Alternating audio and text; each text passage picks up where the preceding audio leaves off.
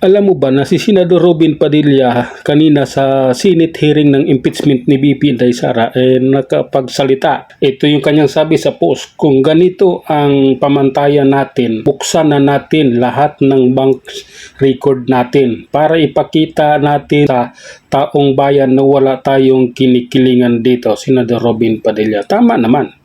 Bakit hindi nila buksan lahat ng records ng bank account nila? Bakit kay BP Inday Sara lang ang gusto nilang buksan, gusto nilang usisain? Bakit hindi na buksan lahat ng bank account ng mga senador at congressman?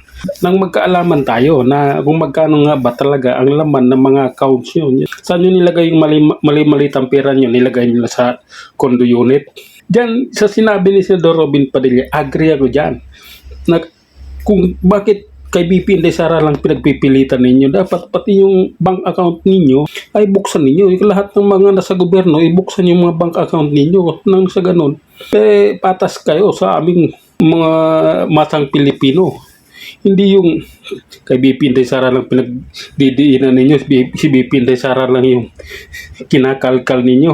Kung ano-ano pinagsasabi nyo, yung campaign donation, private to public, yun yung pinaggagawa ninyong issue para pandinig sa tao ay makasalanan yung tao. Pero yung katotohanan, wala naman talagang kaso ang tao. Isang tumatakbong politiko na may nag-donate, wala namang kasalanan doon. Bakit si Marcos? Ang laki ng donation niya nung eleksyon. Bakit wala siyang kaso, di ba? Agree ako dito. Paano na yan? Kaya tumigil kayo sa kadadaldal niyo, pagsasabi niyo. Si Senador Robin Padilla nagtatrabaho ng maayos. Binabas siya ng magkakaping at kaloyalis, sinasabihan siyang bubo, sinasabihan siyang tanga.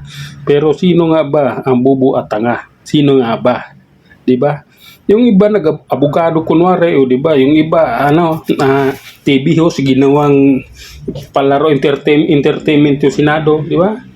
Pero si Senador Robin Padilla, pag nagsalita, pag nagtanong, yung may laman, may ibig sabihin, may kahinatan ka pag ikaw nagkamali ng sagot. Kaya agree ako dito. Sino man ang agree dyan, comment nyo lang dyan.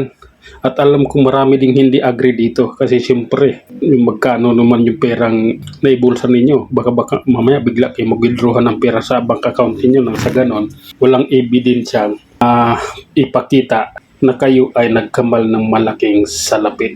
Yun lang muna, hanggang sa muli. Maraming salamat.